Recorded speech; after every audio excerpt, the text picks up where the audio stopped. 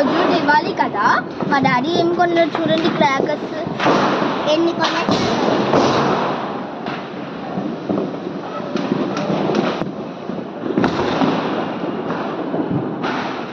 ఈసారి మాత్రం వెరైటీ లాంటి ట్రై చేస్తున్నాం అన్నమాట. ఇప్పుడు మేము ఫుల్ ఎంజాయ్ చేస్తాము అబ్బా. ఎలా ఎంజాయ్ చేస్తామో మాకు తెలియదు అబ్బా. మనం తెలుసుకుంటున్నాం రండి.